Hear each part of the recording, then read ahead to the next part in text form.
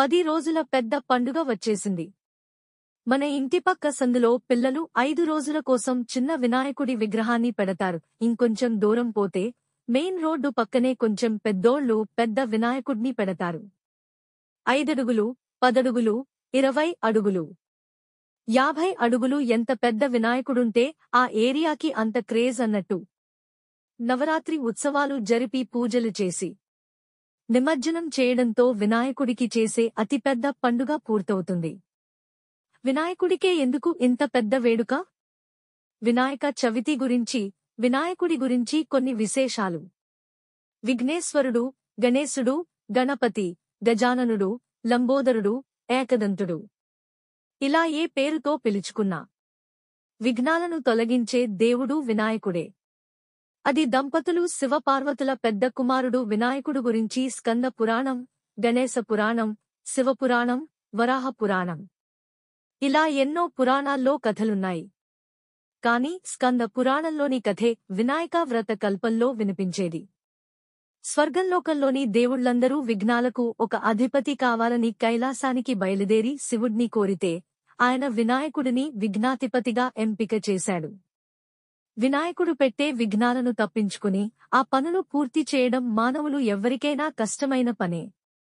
అందుకే ఏ పని మొదలుపెట్టినా వినాయకుడికే ముందు పూజ చేస్తారు. త్రిమూర్తులుగా చెప్పుకునే బ్రహ్మ, విష్ణు, మహేశ్వరులు కూడా వినాయకుడిని పూజించినవాళ్లేనని పురాణాలు చెబుతున్నాయి. 10 రోజుల పెద్ద పండుగ. వినాయకుడు విఘ్నాధిపతిగా అవతరించిన రోజే వినాయక చవితి. భాద్రపద మాసం చతుర్థి, చవితి రోజున విఘ్నాధిపతిగా అవతరించాడు వినాయకుడు. ఈ ఏడాది సెప్టెంబర్ 7న ఈ పండుగ వస్తుంది. శుక్లాంబరధరం విష్ణుం శశివర్ణం చతుర్భుజం ప్రసన్న వదనం ధ్యాయేత్ సర్వవిఘ్నోపశాంతయే అంటే తెల్లటి వస్త్రాలు ధరించినవాడు, అంతటా వ్యాపించియున్నవాడు, చంద్రునిలా తెల్లనైన శరీరవర్ణిం గలవాడు, 4 చేతులు గలవాడు, అనుగ్రహచూప్తితోడి ముఖంగలవాడు అయిన వినాయకుడిని అన్ని అడ్డంకులు తొలగించమని కోరడం. దేవతల్లో ఎవరికీ లేనన్ని ప్రత్యేకతలు ఉన్నాయి కాబట్టే అందరికంటే ముందే పూజలు అందుకుంటాడు వినాయకుడు. వినాయక చవితి రోజు ఇంట్లో, వీధుల్లో మండపాలు ఏర్పాటు చేసి వినాయక విగ్రహాన్ని ప్రతిష్ఠించి పూజలు చేస్తారు. 10 రోజుల పాటు వైభవంగా పూజలు నిర్వహించి 11వ రోజు దగ్గర్లోని నది, చెరువు, సరస్సుల్లో నిమజ్జనం చేస్తారు. ఇక్కడితో ఈ పండుగ అయిపోతుంది.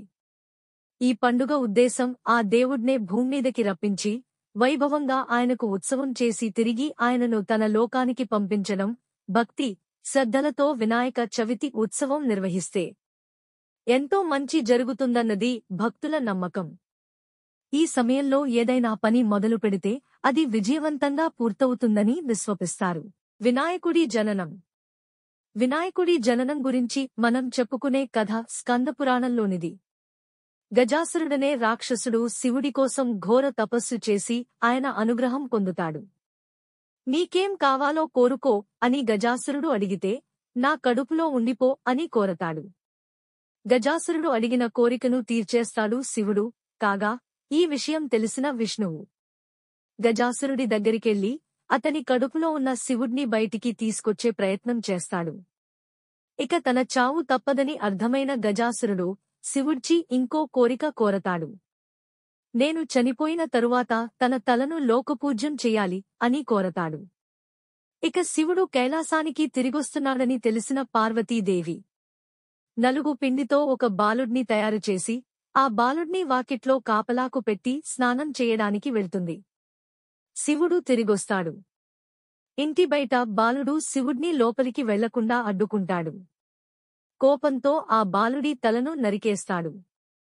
శివుడు స్నానం చేసి బయటికొచ్చిన పార్వతి తాను తయారుచేసిన బాలుడు లేకపోవడంతో శివుడ్ని నిలదీస్తుంది. శివుడు పార్వతి కోసం ఆ బాలుడికి గజాసురుడి తల అతికించి మళ్లీ బతికిస్తాడు. ఆ బాలుడే ఇవ్వాళ అన్ని లోకాల్లో మొదట పూజలు అందుకుంటున్న వినాయకుడు. వినాయకుడిని బుద్ధి, సిద్ధి, వృద్ధి అందించే దేవుడిగా భావిస్తారు.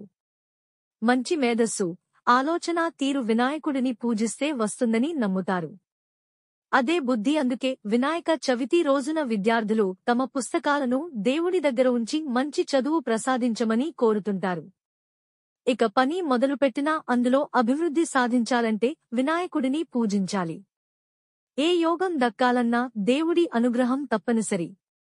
వినాయకుడికి పూజ చేయడంతో ఆ యోగం సిద్ధించి జీవితంలో ఉన్నతంగా బతకొచ్చని భక్తులు బలంగా నమ్ముతారు.